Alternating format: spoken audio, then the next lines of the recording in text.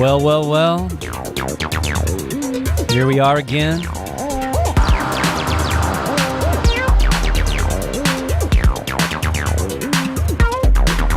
It's another Saturday. Getting back into it after, man, a lot of people around here in New York City catching the flu, myself included.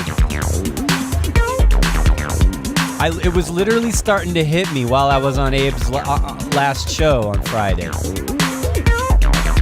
Like, I was feeling kind of tired, but okay, and then, like, I started coughing, and then, like, by the end of the show, I was like, man, what's going on? Like, it really hit that fast.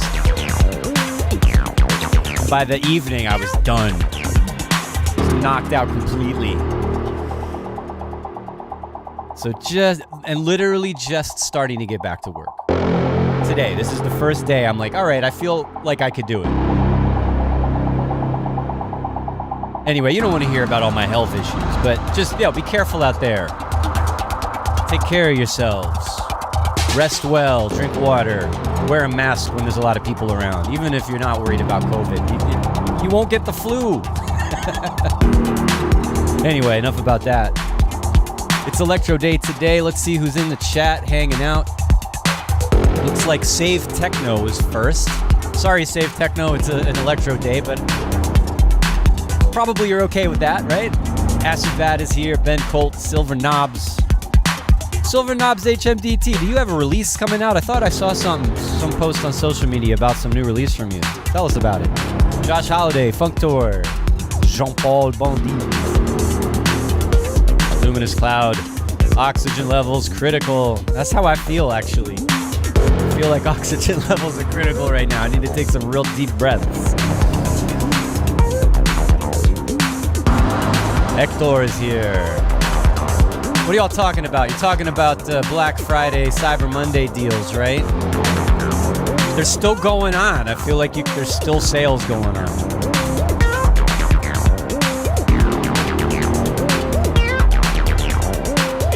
All right.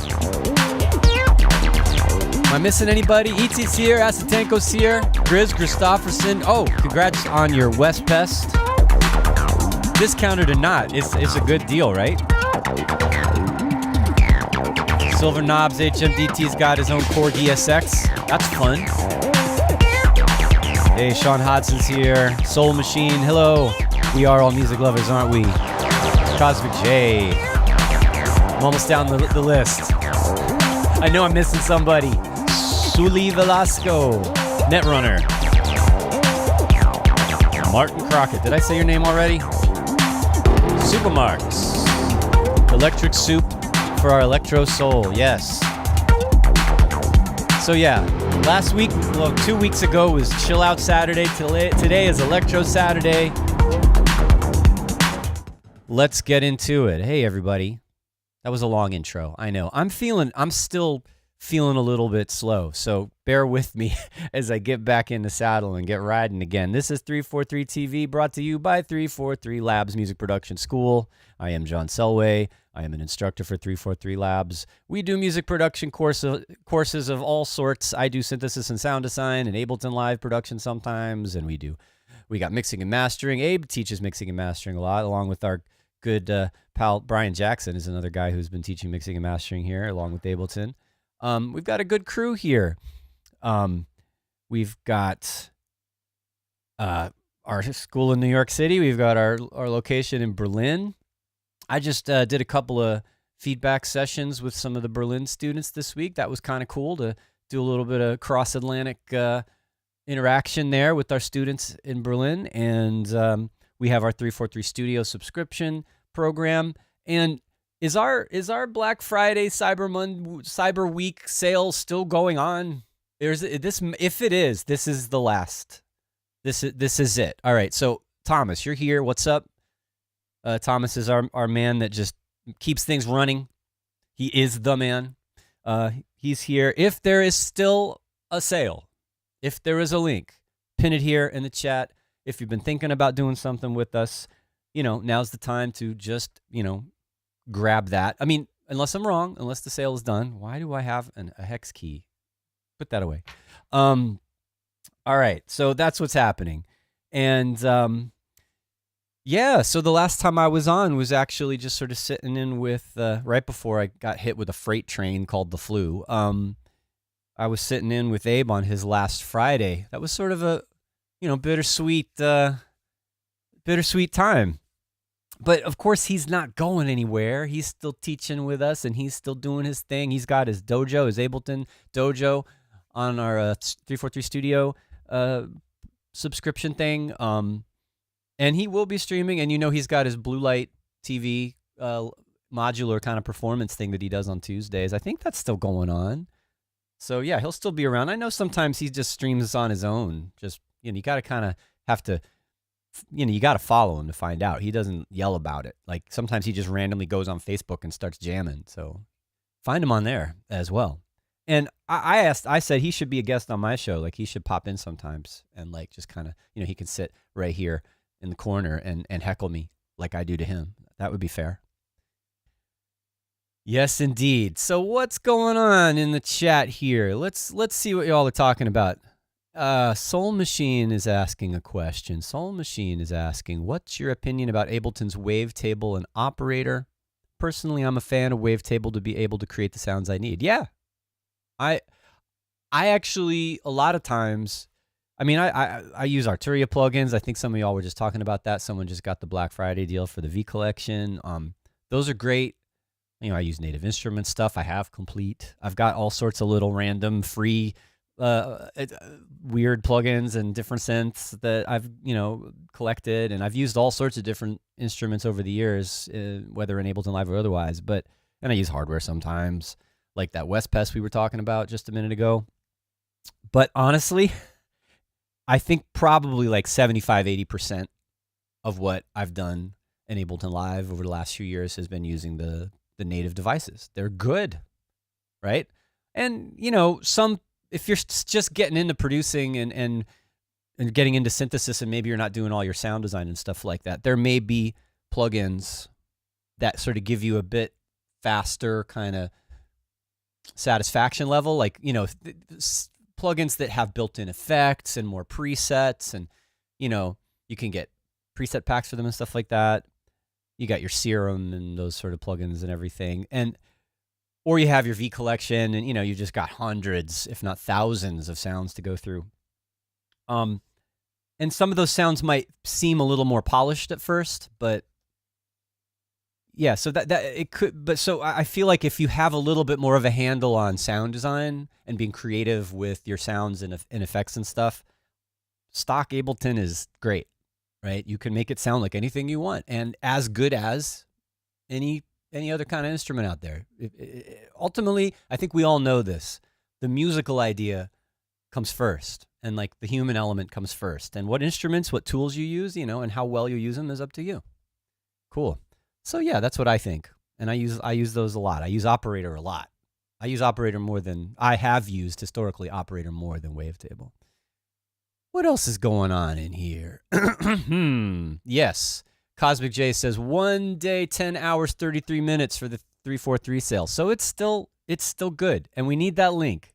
We need that link in the chat. It's going to be kind of a juggling act for me to like go get that link and copy it and paste it in the chat right now. And anyway, only 343 Labs can put live links in the chat. So let's get that in there for everybody.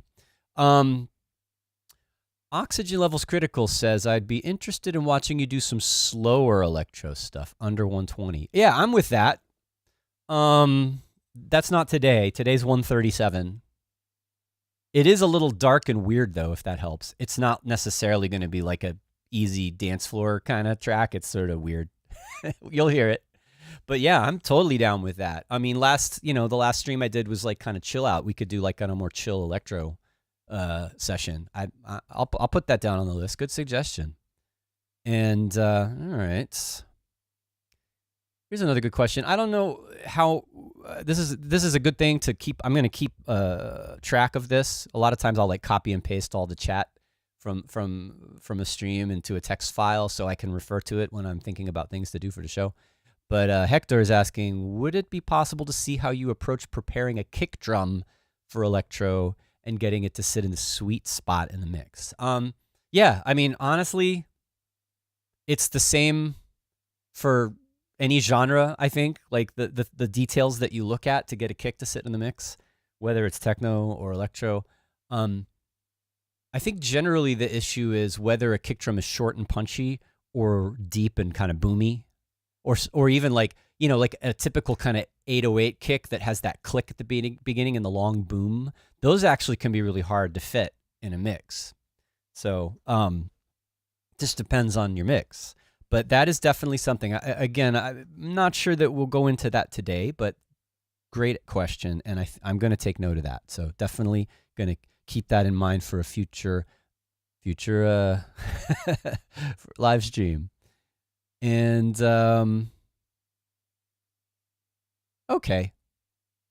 Silver Knobs is asking, is 137 some kind of techno fetish? I'm bumping on it very often. Well, I feel like right now, techno, I mean, okay, this is Electro Day, but I think even for Electro, 130s is kind of like the middle of the range. I've lately really loved faster electro beats, up to like 150 beats per minute. It's got, and it starts to approach that kind of halftime rolling, almost like drum and bass kind of feel in a way. I really like that, but also, yeah, you can't do that all night, right? Necessarily. I mean, maybe I guess you could, but if you're thinking for the dance floor, you want to have a range of tempos usually, but yeah, something about upper 130s, like it's fast without being too fast for techno. I'm not surprised that like 137, 138, right around there happens a lot. I mean, it happens a lot for me. Cool. And you guys keep talking in the chat. You hang out. You do your thing. I'm going to just start fooling around and doing my thing right now and playing around with this. This is something I've worked with on the stream before. I was playing around with DX7 and doing some kind of sequenced modulation to create this weird noisy pattern. So, right, I'm not going to mess with this too much today, but just a couple of you who've been around might remember. Right, so this was like this sequence that I created using, again, it's this kind of random step sequence of modulation, and I'm controlling, the tuning of the operators, and it's creating these inharmonic kind of relationships. Right, so that's what's happening. And then I think the 16th notes is actually, it's a LFO doing tempo synced 16th notes. I'm not playing those notes. All right, so that's where this started. And that's the vibe.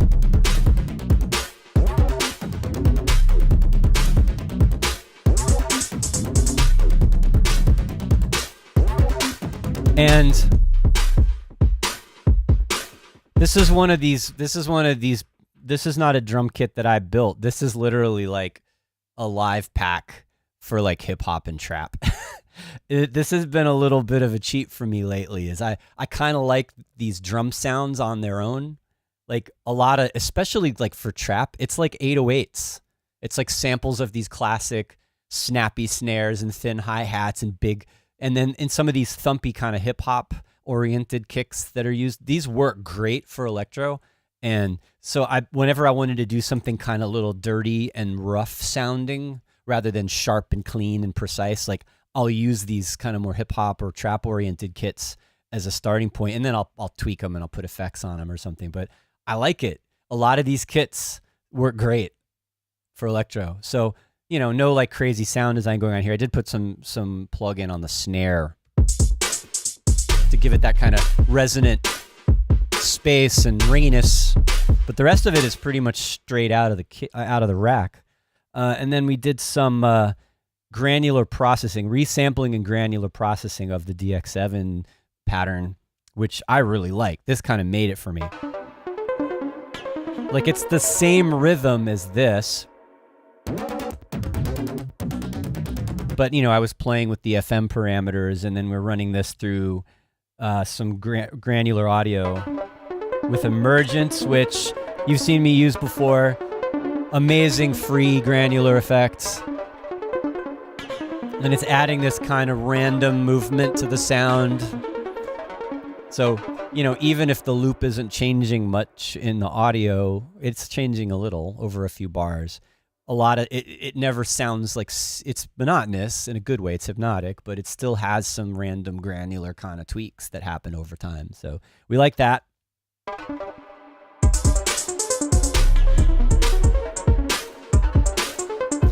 Hey, May is saying the music's a little quiet. Let's turn that up. Is it okay now?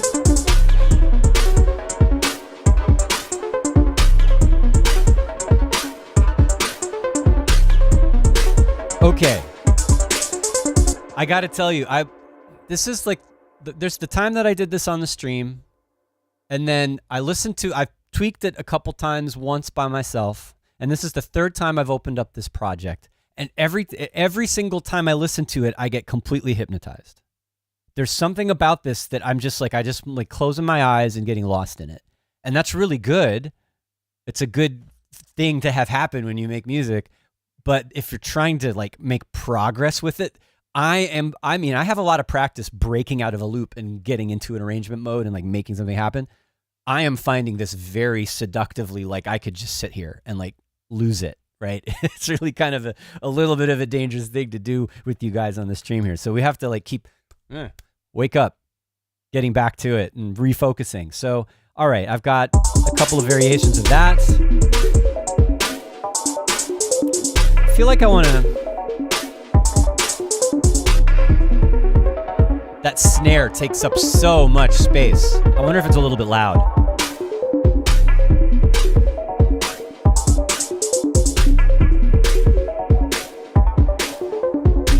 All right, I used Operator to create this kind of resonant low impact sound. It's gonna alternate with the 808. There we go. So there's the 808, there's the Operator kind of popping out. Very ominous. I don't think I wanna do a rhythmic heavy kind of bass or a leady kind of bass. Like I want it to just kind of roll like this and have it be the high frequency melody rather than having a bass line, so to speak. It's just going to be the 808 and those alternating bass notes from the Operator. And I don't think it needs a bass line really.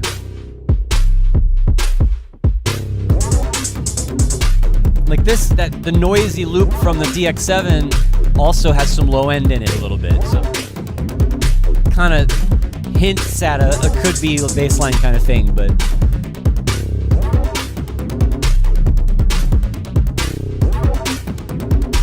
I love this. I'm putting this up. The androids are dancing now. If the androids are dancing, you're doing it right, I think. Thank you. Thank you, Supermarks.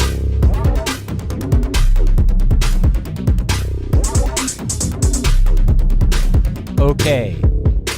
It's so distracting. All of this stuff. All right, now I have a granular pad because it's so dark. It's so like ominous sounding. I wanted to maybe lighten it up a bit. I mean, you don't have to do this. You can keep it dark the whole time, but I like contrast. And I like to be able to have a dark, heavy groove and then have a section where it's...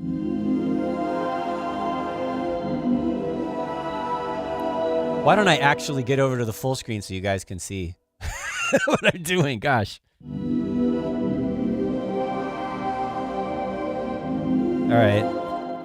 So this is Pigments. I think some of you guys were talking about Pigments earlier and how it's kind of a CPU hog. It can be, especially like if you're using lots of polyphony and if you're using the granular engine. If I pop this up to like 256 and start playing big chords, let's see if I can make the CPU spike.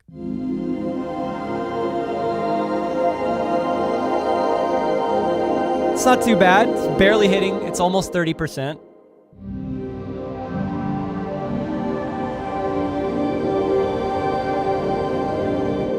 Definitely, I think it popped up almost to 50 there for a second. Yeah. So yeah, you can make this thing hit some CPU usage, but it's not terrible, right? Let's hear what this thing sounds like with this.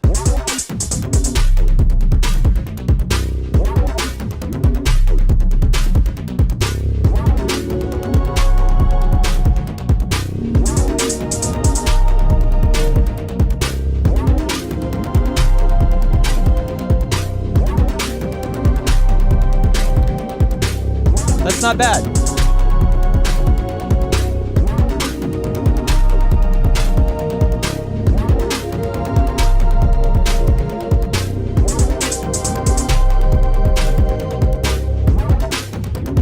All right, and then because sometimes I didn't think about that too hard. That was just sort of improvising a little bit. That's where we absolutely love this little MIDI capture MIDI button in live to just, oh, okay, that wasn't bad. I didn't record it though, so let's take it out of the buffer and listen to it again, and maybe it's okay.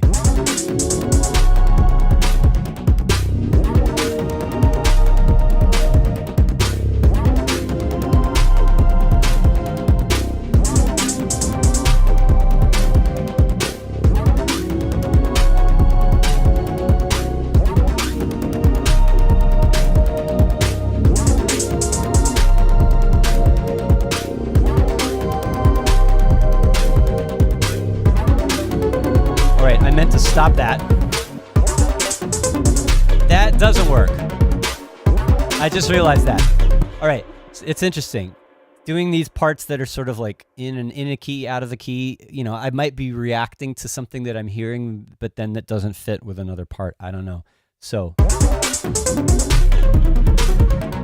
it sounded great with this.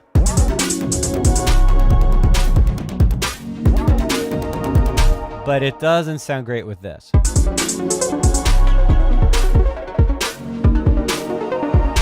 Like, this is implying a completely different key. And I'm actually like, it's not in some crazy key. I think it's around C. I think the root is around C. If you listen to these parts, the low operator hits, it's a B and a C.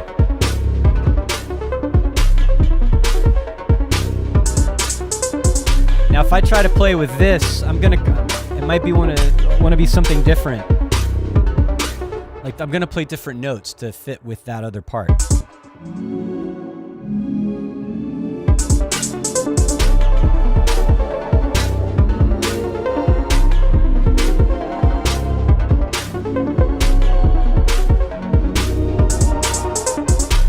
It's harder to fit this one.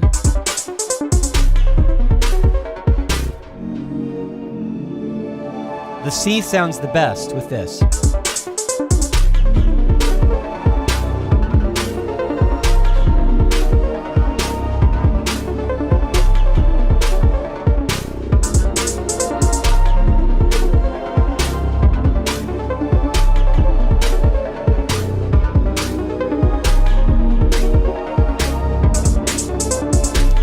Not sure.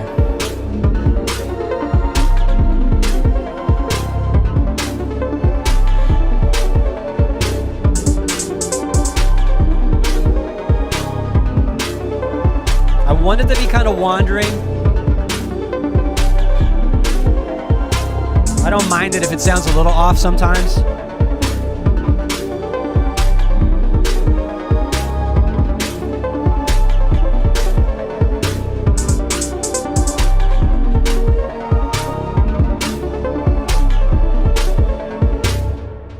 I did a whole bunch in there. It's tricky. It's tricky to make a weird melody, randomly generated melody like that, fit with this big harmonic lush pad that's playing this kind of complex chord, right? I mean, it's parallel harmony. I'm not changing chords. It's just transposing up and down. But I don't know.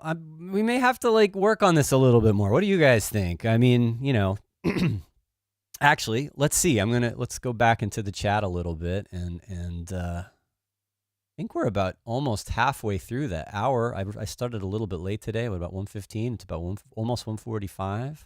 Let's check in and see what you guys are saying. Supermark says, overdrive the pad. I mean, adding distortion to lush, complex sounds like that can be really cool. It could also be really ugly. I'm curious. All right. Actually, before I forget, let's capture that MIDI. And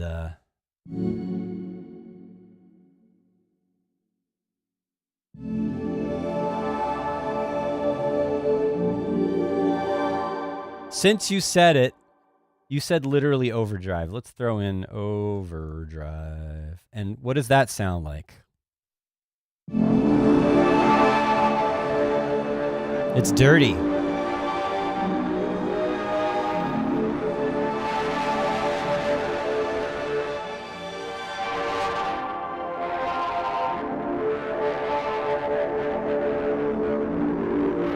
It can be really nice, though. It gives this kind of, it sounds like it's decaying. It's like crumbling.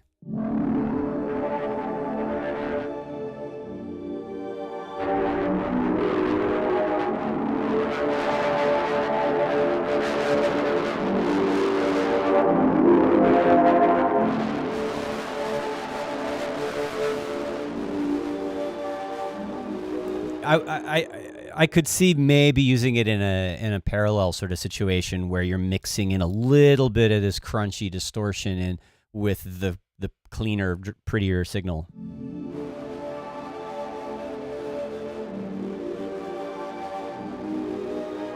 It's like it's the sound of, even though it's beautiful, there's still a little bit of darkness and decay happening in the vibe of this.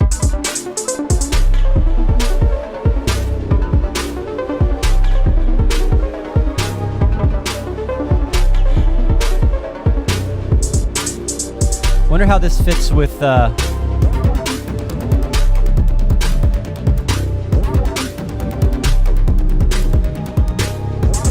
maybe we might be okay in here. I need to work on that progression though, but I think sonically we're kind of in an interesting territory. All right, so what else are you all talking about? You keep going on and on. Let's see.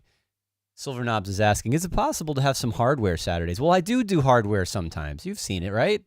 Like, it's been a little while. The last time we did something with the West Pest, but maybe what you mean is like making music just with hardware only. I keep thinking about doing that. It's in the back of my mind, and a lot of what it has to do with is sort of time and space and preparation to set everything up. Since I don't have a hardware studio set up already, and because of the way this streaming studio is set up, there's only so much gear I can show with this particular setup. So, but I have been thinking about maybe an alternate sort of setup where we do some more hardware stuff, you know, maybe do like a jam with a drum machine and a couple of synths and some effects, and, you know, and see how that goes. I'm up for that. It just may not happen right away, but no, that's definitely good. What else is going on? Luminous Cloud says that numbers loop would work well as a bridge when the chords aren't playing. Right. Do you mean the FM thing? Is that what you mean? Like this guy? Or do you mean this one?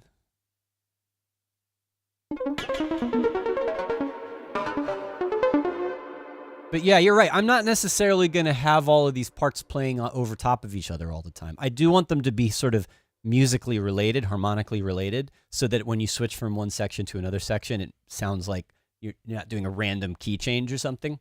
But yeah, I think that's a good suggestion in terms of structure. And all right, this is another thing to consider, and I have thought about this. You know, Suli is suggesting that these parts stand alone without the pad. Do I even need the pad? And that's another decision I need to make in terms of arrangement structure. Is, am I going to make this more kind of listening oriented and a little more chill and do things like have some more ambient atmospheric elements, or do I want to keep it drier and more focused and more driving and more just like beat heavy and actually have it be kind of mainly for dancing, or so to speak, or grooving, whatever you're doing. Maybe you're just vibing on your couch. But yeah, that's true. Regular freestyle videos. You guys got some great names. All my tracks make it to this part, then I decide finding key is hard and start a new one. Right. Well, maybe don't worry about the key. Maybe just let it be what it is. And I think sometimes, you know, we've talked about this before with like electro and techno. Sometimes the key doesn't matter. What matters is the vibe and the groove first. for sure. I mean, unless you're doing some kind of a little bit more, like maybe more melodic oriented kind of a thing, you want to definitely keep things in key. But also, it can just feel good the way it is, and maybe don't worry about it too much. All right. Let's see. Ame says, one fun trick is to route kick and pad into distortion send so the pad distorts when the kick hits. Not sure how this routing works. Well, it works because the amplitude is increasing, right? So yeah, if the more higher the amplitude of the signal going into the distortion, the more you're going to hear clipping when it gets louder. So if it's not clipping when the pad's playing, but then the kick hits, it's going to clip because it got louder. I mean, it's simple. So yeah, I don't know if that would work here, but that's an interesting experiment to do for sure. And I've definitely noticed, like when I'm doing things like putting a bunch of distortion on a group of drums, how the tone changes depending on how one instrument is louder than another, right? That can be really interesting. Like you'll hear like your hi-hats get squashed when the kick hits, right? Because it's like clipping all of a sudden. It's kind of smushing all that high frequency down. So, and then Hector again is commenting, it could work as a break in the track and then come back to the more rhythmic dancing vibe, keep the best from both worlds. And that's actually kind of how I was originally imagining this, is that it's the meat of it is going to be the drums and the weird noises, and then there's going to be a section where it's more atmospheric, and then it'll get back to the groove again. That's pretty much it. All right. I think some of you guys you're still talking to each other. You're kind of in agreement here on direction, and that's good. Let's get back. I feel like honestly, I told you guys I'm just getting back into the groove here in terms of work. So we're not going to be super productive in terms of how far I get with this track today. I'm making incremental progress with it. And I'm having fun just kind of hanging out and reading your comments and talking to you guys. So let's actually leave this pad for a second.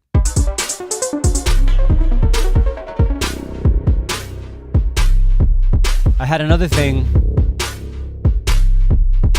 that I'm playing around with, and that I want occasionally to have that low bass hit that's alternating with the 808 get bigger and crazier. No, it's a simple FM sound. It's just a modulator and a carrier, and it's filtered. Actually, what does it sound like with the filter off? Whoa. Snappy.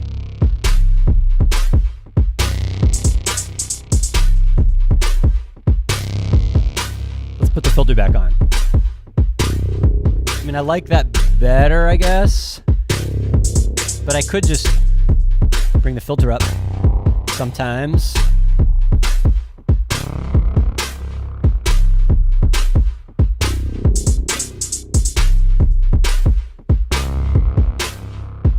Yeah, that's okay. I could apply some envelope modulation to it so the beginning of the sound is brighter. Guess I need a longer... Are you not doing anything? What are you doing? Let's go. Play. There we go. My space bar is being weird. All right, yeah, so there we go.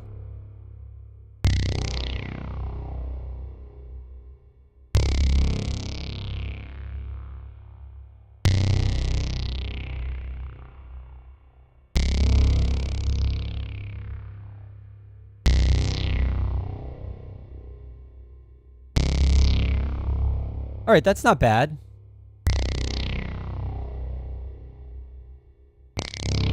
But it's still like something about the way I don't want to break the sound too much. I could tweak the FM stuff going on, but it's a little thin, right? I like that it's brighter, but it sounds too thin that way.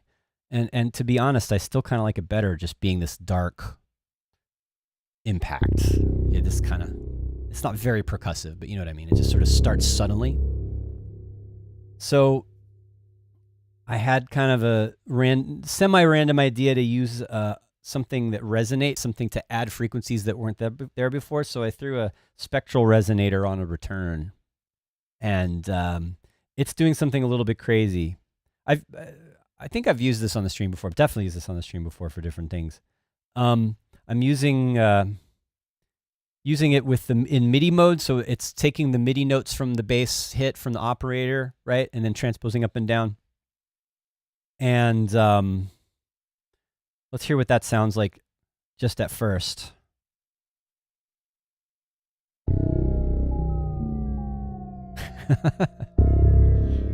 Now, that's not where I started. That happened kind of by accident. That's not what I actually intended. But I do like it. It's even as if it wasn't dark enough and weird enough already.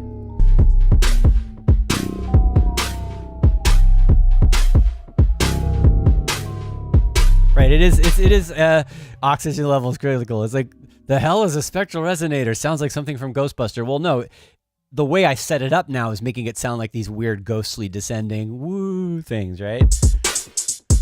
But that's because it's right now there's some modulation going on to all of those resonant frequencies that are being created. Actually, if I turn, let's see what this sounds like if I just turn the. Right, that's what the resonator's doing. It's like.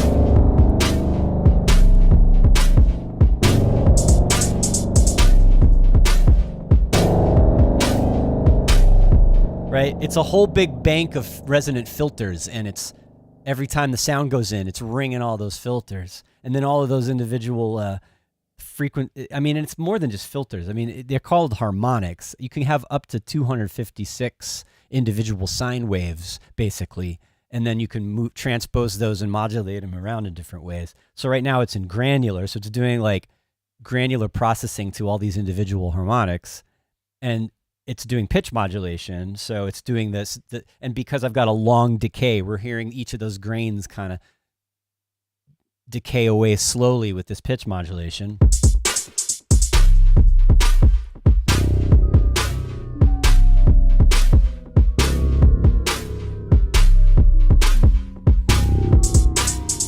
What happens if I make the pitch modulation 0?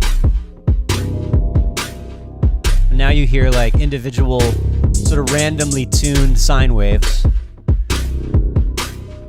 and it's granular modulation, and it's with a slow rate. I'm gonna speed that up. Whoa! All right, so now it's doing like audio rate modulation. That sounds insane. It sounds like some evil mechanical bell thing. If I do some pitch mod to that, it's going to start kind of sounding a little bit different. There it is. That's what I wanted. I wanted it to go from. All right, let's go back to where we started. This is nice, right? It's kind of ominous and dark. And it fits well with the beats.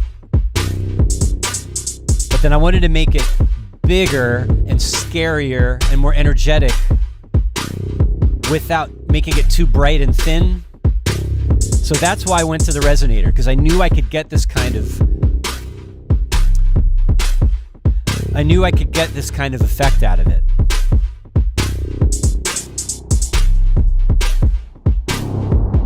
So it's a little bit like a reverb now, but it's being tuned up and down. It's in tune with the note. And the MIDI input is changing the tuning to follow the melody.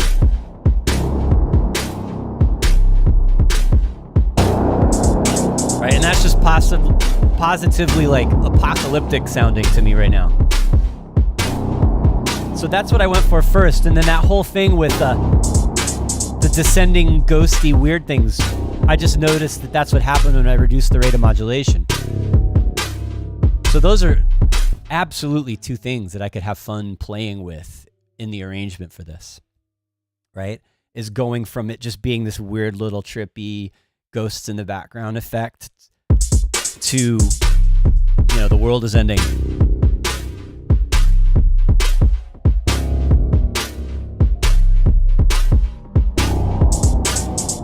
And if I increase the mod rate, it just gets more noisy. And once it gets into the audio, the wider range and the faster rate, you start to hear it becoming harmonic again.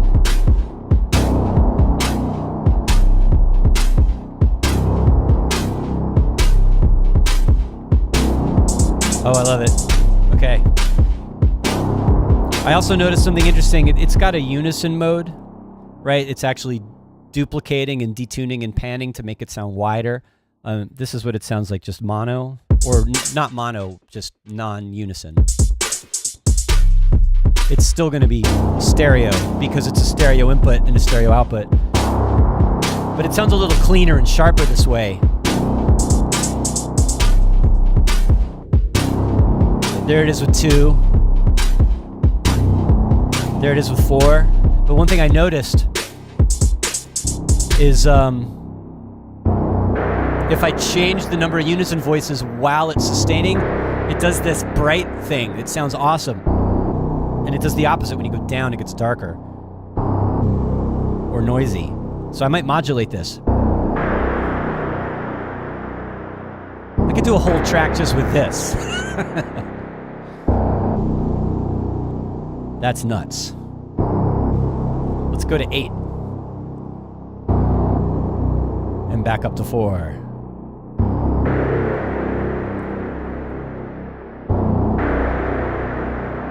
Sometimes I love it with like such simple little happy accidents like that just make it.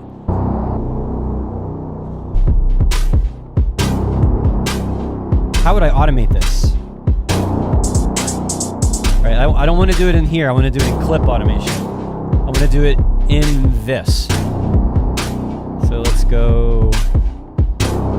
Oh, I can't.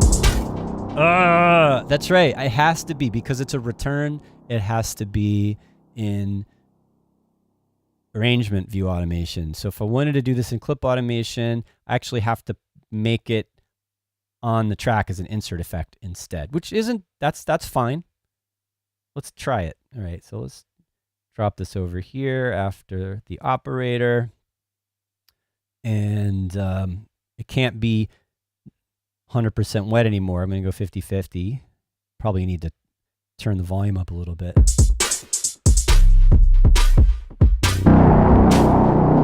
Huh.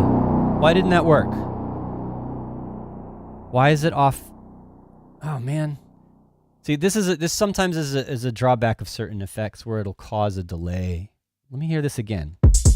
Why is there a delay? Is it because I'm using this reverb in front of it? I don't know. There it goes. It's really loud.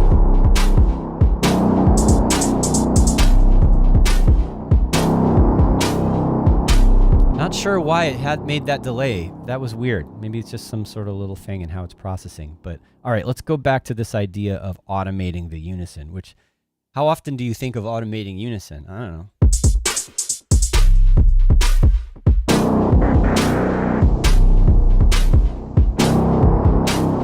All right, we need to unlink this. Let's make it 8 bars to start.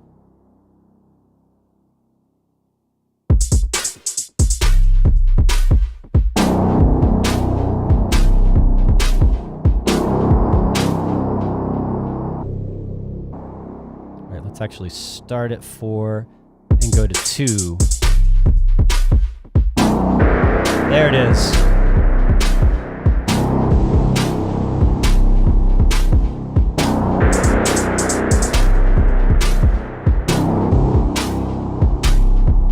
I forgot it was still sending to the return. That's why it was too loud. All right, that is ominous as heck. I love it. Let's go back. Now that I got lost in kind of crazy resonator land, let's see how you guys are doing in the chat. Sean Hodgson says, I feel like something evil is lurking around the corner. Proceed with caution. Yes, I think that's kind of the that's kind of the idea with this one. And Hector doesn't even know what unison is. My goodness. This is a good, let's talk about this for a minute. All right, it's a little bit off the track of what I'm working on with the music here, but what is unison? All right. Yeah, why don't we talk about that for a minute? And I'm going to load up another instrument real quick. We might as well, we were talking about wavetable and operator before. Let's load up wavetable just as far as like not default, but like these standard instruments that are included in live. And, wavetable is a wavetable synthesizer, right? We've got these wave tables where we can morph and go through. Wow, because of the chroma key, you can't even see what's going on there. Anyway, just trust me. There's wave shapes there that I'm morphing between, right? So it's pretty typical for polyphonic synths in general, but lately these types of modern wavetable synths have really powerful unison modes. But basically, all it means is you're multiplying the number of voices per note, right? So there's polyphony. That's the total number of notes that you can play all at once. So right now the polyphony is set to 8, so I can go.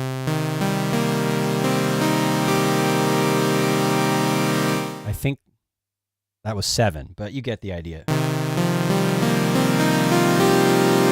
Like that's the maximum number of notes that I can play. But what I can also do is assign voices to a single note, right? So when unison is none, I play a sawtooth wave, I hear one waveform. But if let's turn on classic unison mode, and now the number of voices is 2. So every time I play a note, I'm hearing 2 voices. And you can hear it's stereo now. And if I increase the amount, it's going to detune them.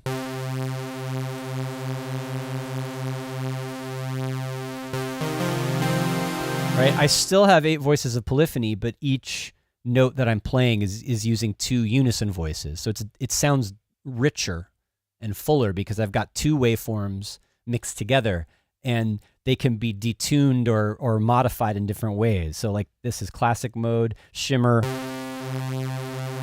You can hear it's kind of wobbling a little bit. It's and then noise is doing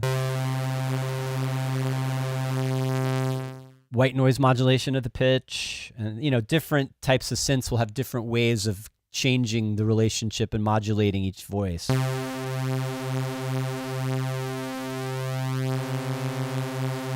And then one thing that's really cool in wavetable synths is when you can actually not just detune them, but you can have each unison voice be a different part of the waveform. So, I mean, it's not as obvious. But, if I have 8 unison voices, it would be like, one of the voices is here, one is here, one is here, one is here, right? So you can spread out the waveform and get kind of a richer sort of sound.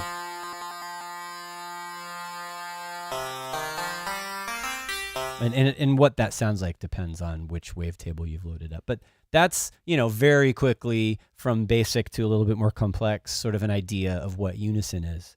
So in the spectral resonator, which is over here now, let's get rid of the wavetable. I'm not using it in the track. It's creating all those.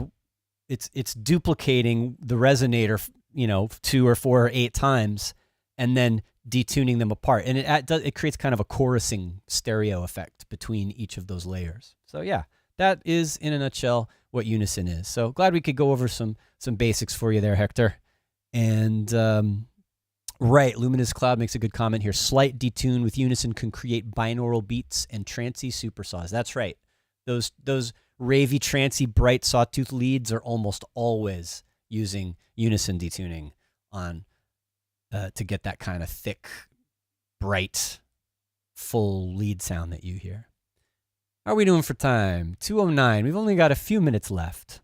Let's switch back and just take one last look at what's going on here with this track and see if I can kind of, I wasn't sure how today was going to go, whether I would get into arranging or if it was still going to be just sort of, I feel like I'm not quite at the arranging stage of this yet. I'm still sorting out what I want to do with it. So let's just play around with it a little bit. Now this was a great addition in terms of energy, right? The resonator.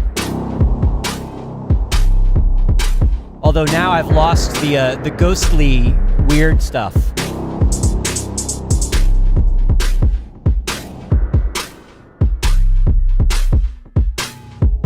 Yeah, that's not good, right?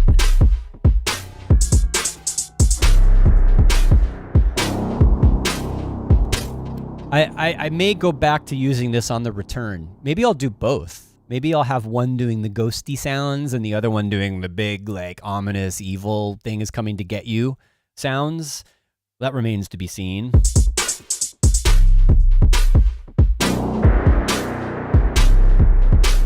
Okay.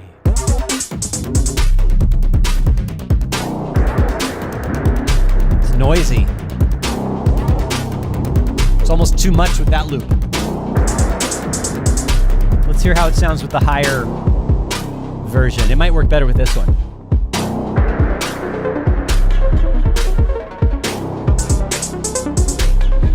It's more ominous. Even though it's like sort of more positive sounding, like it's contrasting nicely with the darkness of that heavy bass thing, the noise from the resonator.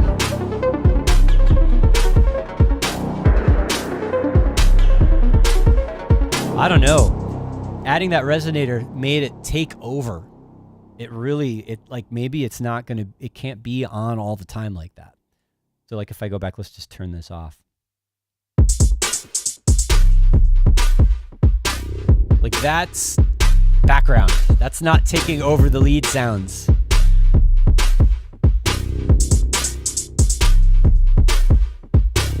And that's gonna work better with the original sounds that we started with. Yeah. But I still want to do it. So I'm gonna have to work that out in the arrangement.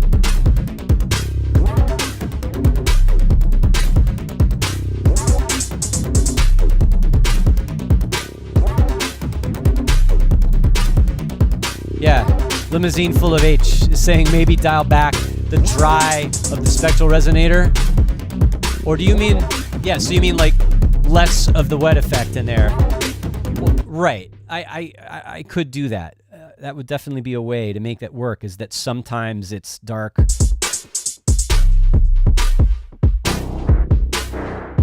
It's so loud.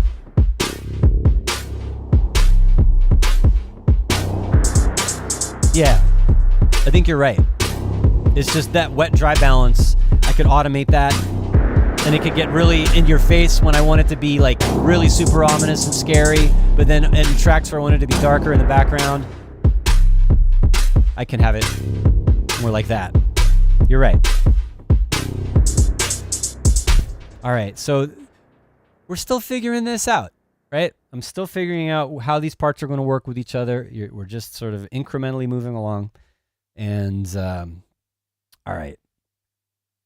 I probably need to do a little bit more variation with the drums. I mean, I have some variation here, you know, like just hi-hats and snare and 808 without the main kick. And then this one is with the main kick, but no, with less hi-hats. But sometimes I feel like I need to like lose the snare. I'll reduce that, and, you know, either like I maybe want to turn it down and level a little bit.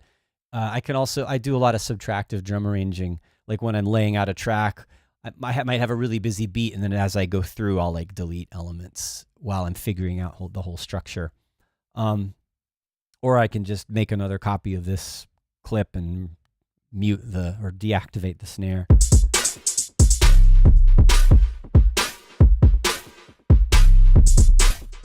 All right, I probably want to do one without that sort of syncopated extra hi-hats that coming in. One thing I was thinking is that maybe I want another snare drum, a lighter, tighter, quieter snare drum to kind of keep that backbeat without totally, you know, losing the energy, you know what I mean? Like, and I don't know if I'm going to find it in here. Yeah, and then we're getting up into like sounds that are not right for this track. Not that kind of a click, but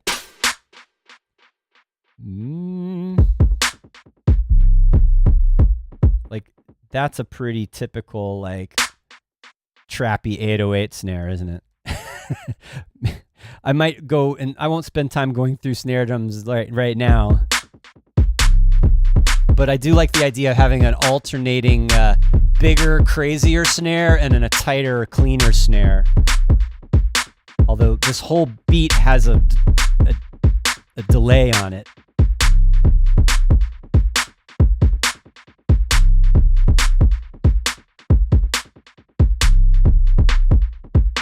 All right, this is like a placeholder for now, just to have like a lighter, tighter backbeat. Just as a concept, like I'll come back to this.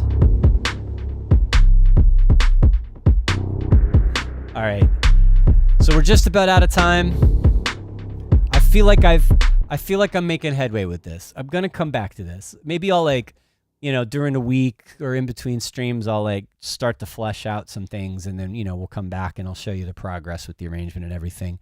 So let's just check in with the chat one last time before we call it a day.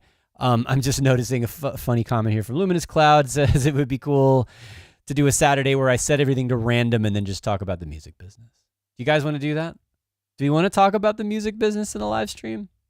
I feel like it could be good, but it also could be not fun. It just depends. I think that might be good if we like brought in a couple of guests and we had a conversation about it, and you guys could join in the chat in the conversation, and we could sort of throw some ideas out there and experiences about how we've navigated the music business. It's so crazy. There's so many, I don't know. It's so different than when I started. But yeah, interesting idea. So thanks everyone today.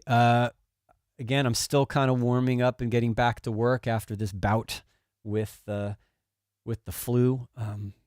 Yeah, it was something, let me tell you. So I'm glad to be getting back into it, and I will see you guys next week. Enjoy and adios.